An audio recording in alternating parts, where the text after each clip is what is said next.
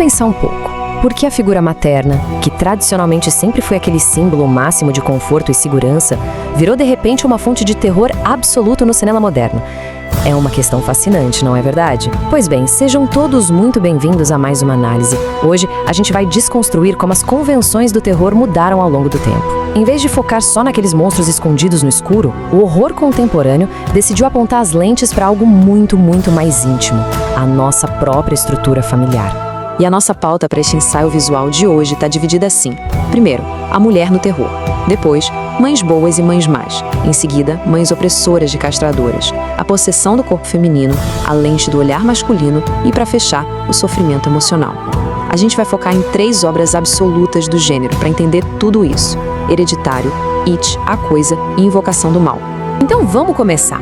Seção 1. A mulher no terror. E como isso reflete as nossas ansiedades culturais.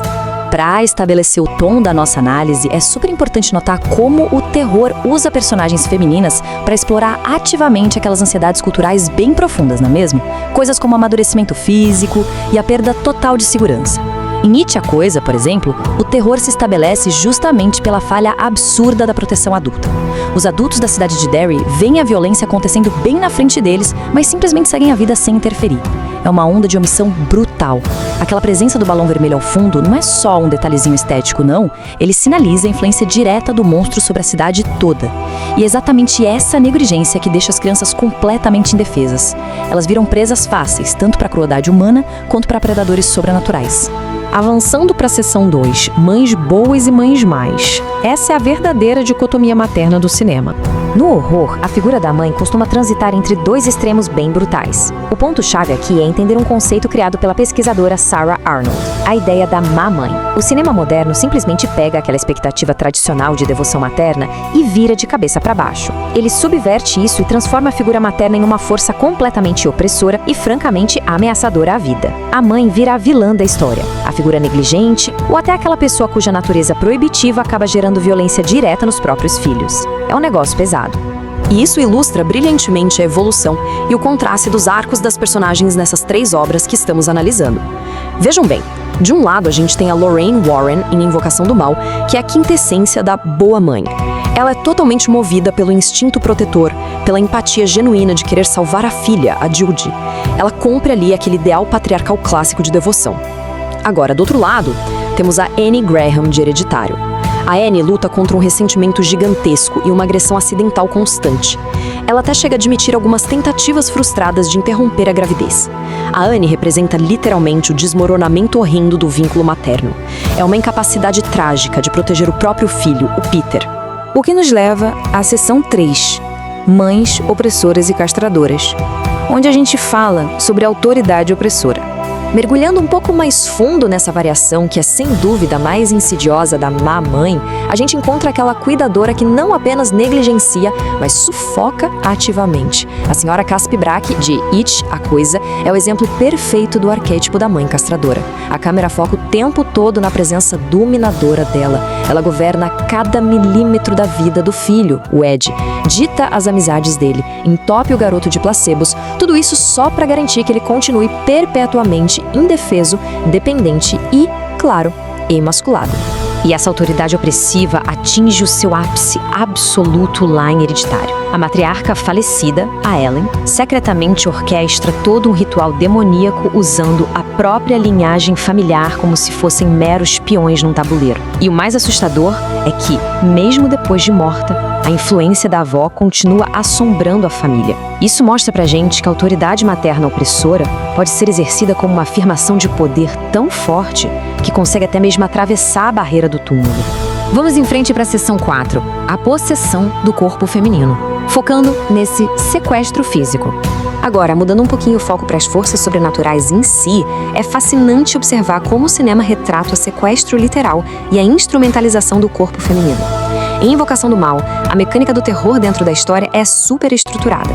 O investigador Ed Warren descreve 3 estágios bem claros da atividade demoníaca: infestação, opressão e possessão. E adivinha só? É exatamente no estágio da opressão que a vulnerabilidade psicológica acaba transformando a matriarca no alvo principal. O demônio vai lá, enfraquece a força de vontade dela até conseguir tomar o controle total.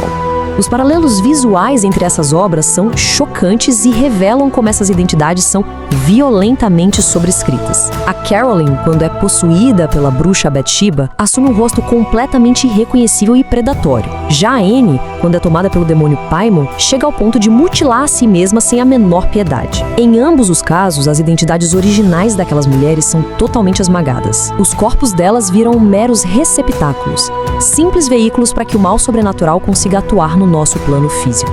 E olha, o horror corporal em Hereditário leva isso tudo às últimas consequências. A gente vê a instrumentalização macabra do corpo feminino em tempo real. A Charles, assim como outras mulheres da família, são literalmente desmembradas. Porque, vamos raciocinar juntos, o demônio Paimon é uma entidade masculina. Então, no universo ali do filme, estar preso num corpo feminino é uma ofensa grave para ele. Os corpos femininos acabam sendo brutalmente descartados e desfigurados com um único propósito: corrigir o que seria um mero deslocamento dessa entidade. É simplesmente perturbador. Entrando agora na nossa sessão 5, a lente do olhar masculino, a relação direta entre a câmera e o terror. Para a gente realmente compreender como todos esses medos são transmitidos para a tela, a gente precisa aplicar o referencial teórico do olhar masculino. É aqui que o arco das personagens revela uma diferença gigante nas engrenagens do horror. O pesadelo da jovem Beverly Marsh em It é todo moldado por uma lente sádica, quase voyeurística. O Pennywise frequentemente aparece para ela manifestado como o próprio pai abusivo. Ele pega o amadurecimento físico feminino dela e transforma isso numa arma contra a própria Beverly. Em contrapartida, quando a gente olha para as matriarcas adultas, elas são punidas e aterrorizadas através da lente do dever doméstico.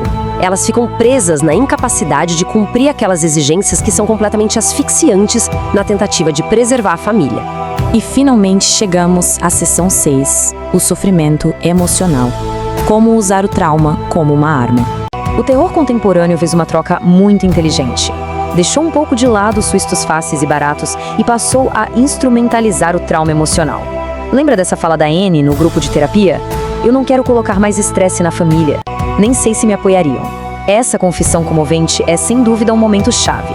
Ela ilustra bem o isolamento profundo e a total falta de comunicação que deixam essas personagens super expostas. É justamente o trauma silencioso que escancara as portas de casa para as forças malévolas entrarem e operarem livremente. Se a gente parar para pensar, os vilões dessas 3 obras são predadores emocionais absolutamente magistrais. Eles quebram suas vítimas psicologicamente muito antes de dar o primeiro ataque físico.